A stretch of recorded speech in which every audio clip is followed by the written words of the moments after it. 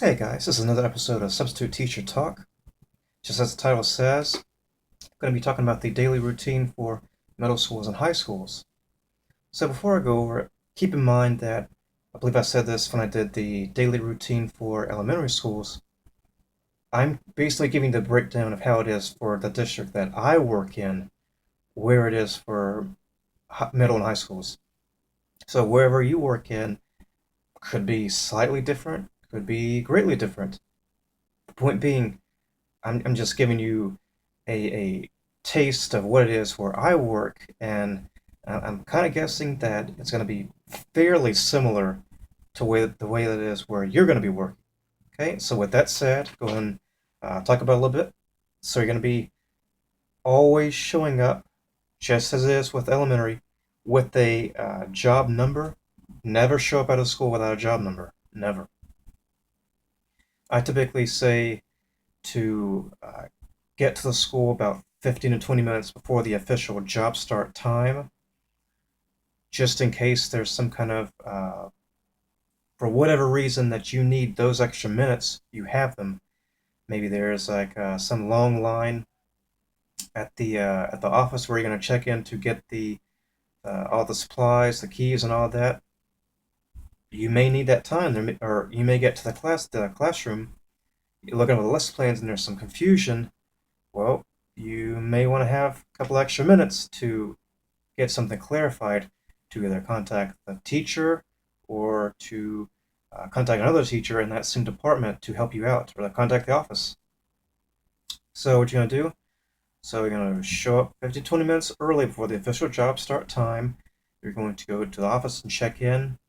The district where I work, they always send you to the principal secretary, and she has what they do is they give out binders, and it has the key to the classroom, as well as basically a lot of important information that you need. Has the maps of the school, um, daily schedule, all kind of different important contact information that you may need.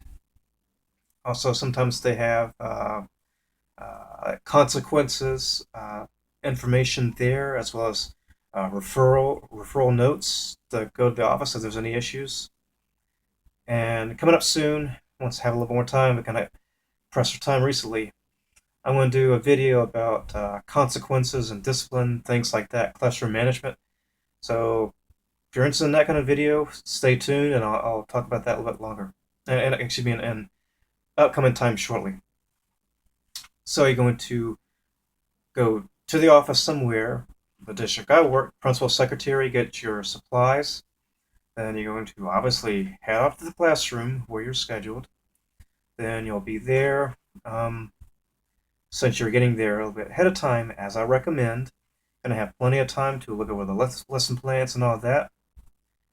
Typically, 10 to 15 minutes after the official jump start time, then the bell's going to ring and the kids are going to come in and all that, and the day begins. Where it is, where I'm at, um, if they're on block are the longer classes, so they're like 2 hours long blocks. If it's the periods, then it's like 50 to 60 minutes each. So you're gonna have, so let's just say for example, if it's block, you'll have like block one, then you'll have a nutrition break, which is like a little snack break and all that. They have like 10 minutes typically to be around the campus and eat snacks and then walk around, socialize, things like that. Then bell rings, they go to the next class. So actually, most of the time, if it's school where they're running on periods, then it's going to be two periods and then the nutrition break. Okay, so block one, nutrition break, or two periods and then nutrition break. After nutrition break, if they're on block, there's going to be one more block class and then lunch.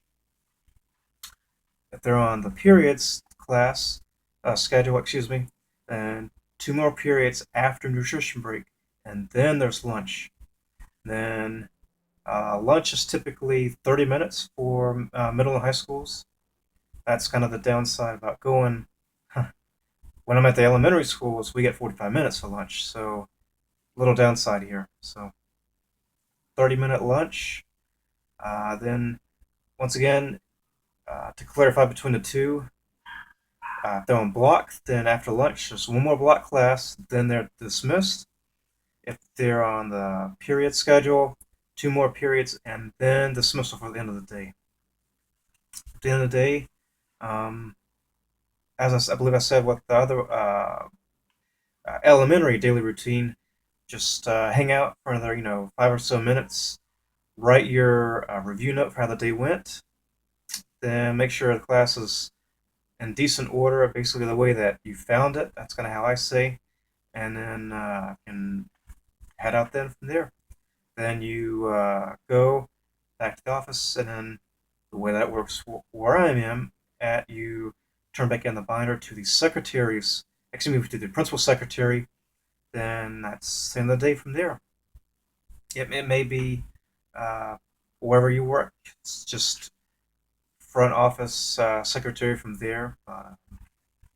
It's going to vary from district to district pretty much, or school to school. So that's basically how it works. If you have any questions about daily routine for middle and high schools, leave them down below. She may do a Q&A for Substitute Teacher Talk coming up soon. So if you have a couple of questions, stay tuned for that. I may do it. I may answer it then, or just in the comments section down below. Other than that, thanks for watching.